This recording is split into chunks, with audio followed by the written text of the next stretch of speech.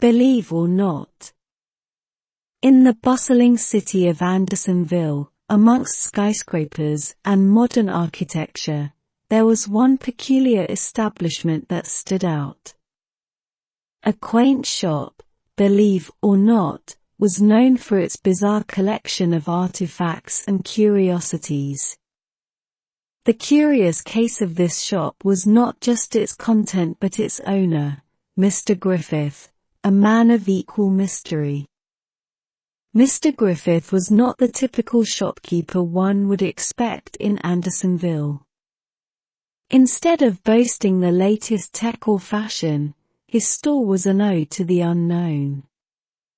From a jar labeled fairy dust to dragon's egg, one couldn't quite decide if Mr. Griffith was genuinely eccentric or just had an excellent sense of humor. Jamie, a 16-year-old who had recently moved to Andersonville, was naturally curious and was drawn to Believe or Not. As he pushed open the creaky door, a bell rang, announcing his arrival. The inside of the shop was dimly lit, with wooden shelves holding objects that seemed to be from another world. "Ah! A newcomer!" Mr. Griffith exclaimed, his eyes twinkling. "Care to explore the unknown?" A bit apprehensive, Jamie replied, "Just looking, thank you." As Jamie perused, one object caught his eye. A small, ornate box with intricate patterns, labeled Dreams Captured, handle with care. Curiosity piqued, he asked, "What's this?" Mr. Griffith walked over, a serious look replacing his jovial demeanor. "Ah, the dream box. They say it contains the dreams of a young girl from the 1800s. She dreamt of a future so incredible that her family, fearing the intensity of her visions, stored them away. Open it, and you might see her dreams or maybe even dream them."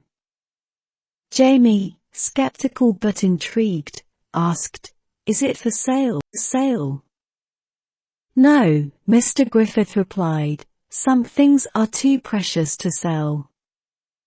But I'll let you peek." Jamie slowly opened the box. A rush of cold air met him, and he quickly shut it.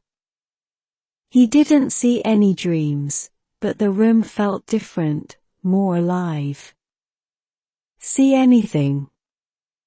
Mr. Griffith inquired, a mischievous grin on his face. "No, but it felt odd." Mr. Griffith nodded. "That's the magic of the shop. Believe or not, the choice is yours." Jamie left the store, not buying anything but carrying with him a story. He wasn't sure if he believed Mr. Griffith's tales, but he was sure of one thing: in a world of logic, a little mystery was refreshing.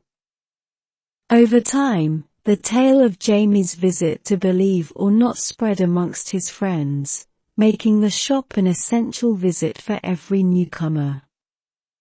Some left believing, others skeptical, but all agreed that Mr. Griffith and his shop added a dash of wonder to Andersonville.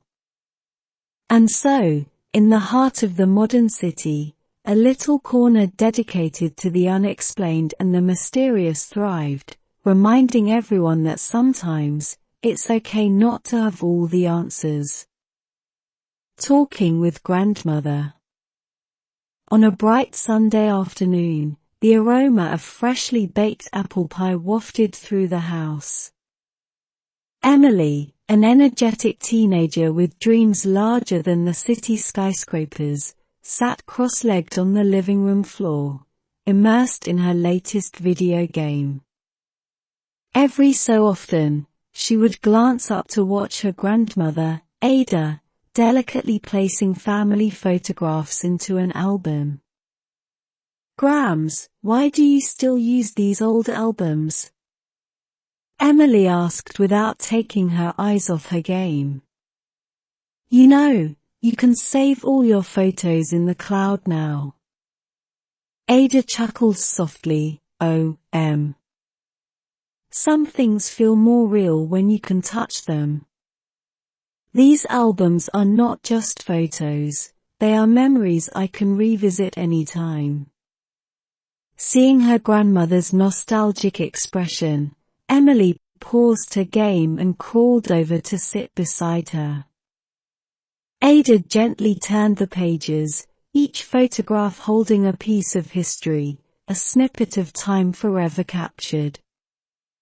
There was a black and white picture of a young woman with wavy hair, strikingly resembling Emily.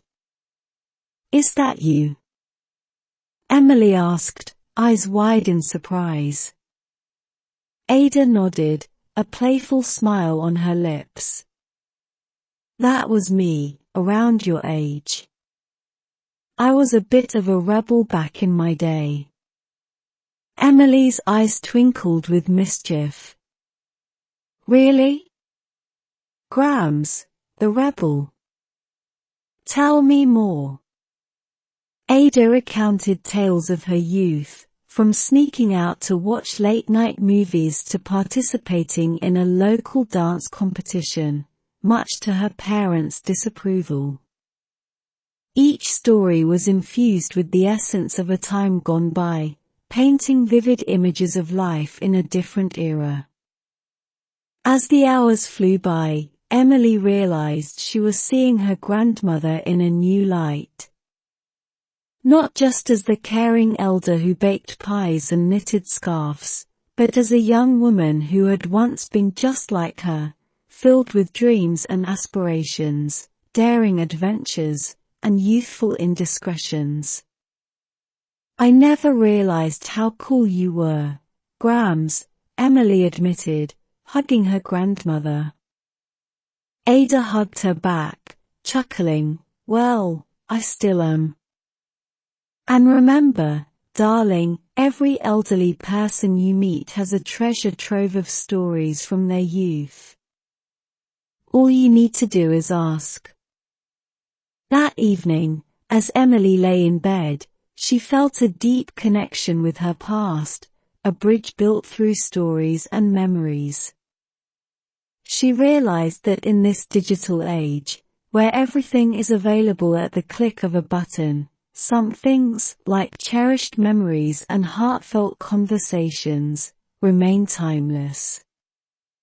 From that day on, Emily made it a point to spend more time with her grandmother, soaking in her wisdom, learning from her experiences, and most importantly, valuing the irreplaceable bond they shared. The green jacket. Daniel had always been a quiet, introverted kid. At school, he would often be overlooked, blending into the background like a chameleon. But he didn't mind it too much. He had his close-knit group of friends and his hobbies to keep him occupied. However, everything changed one chilly morning when his mother presented him with a surprise gift, a bright green jacket. The jacket was unlike anything Daniel had ever owned. It was vibrant, almost luminescent in its hue. It was your grandfather's, his mother had said, her eyes slightly misty. He wore it during his travels. It's high time someone made new memories with it. Initially, Daniel was reluctant to wear something so conspicuous. But the thought of it being his grandfather's, a man full of wanderlust and tales of adventures, made him decide to give it a try. The moment he walked into school wearing that jacket, things changed. People noticed him. Some pointed, some whispered, some complimented, and a few even laughed. But for the first time, Daniel wasn't invisible. His teachers started to remember his name. Kids in his grade, whom he had never spoken to, started approaching him, asking about the jacket's origin. Even Sarah, the girl he had a secret crush on, commented on how it suited him. But the jacket did more than just make him the center of attention. It instilled in him a newfound confidence. With every compliment, with every question about the jacket, Daniel began to open up.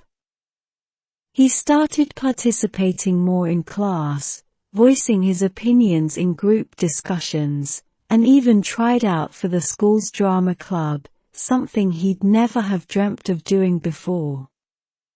His friends noticed the change too.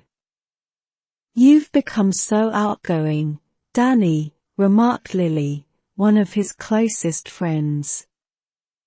"It's like that green jacket has some magic in it." And in a way, it did.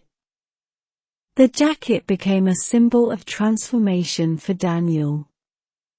It reminded him of his grandfather's daring spirit and his mother's love. More than the color, it was the legacy and memories attached to the jacket that gave him the courage to break out of his shell. One day, Sarah approached him. "You know, I've been thinking," she began, "maybe it's not the jacket but the person wearing it that's special." They both shared a laugh and, from that day, became inseparable friends. Years later, when Daniel was packing for college, he found the green jacket tucked away in his closet. It was worn out, with a few stitches here and there. He remembered the pivotal role it had played in his life, making him smile as he packed it along. Daniel might not wear the jacket as often anymore, but it served its purpose. It made him realize that sometimes, all you need is a little push, or in his case, a green jacket, to discover the boundless potential within you.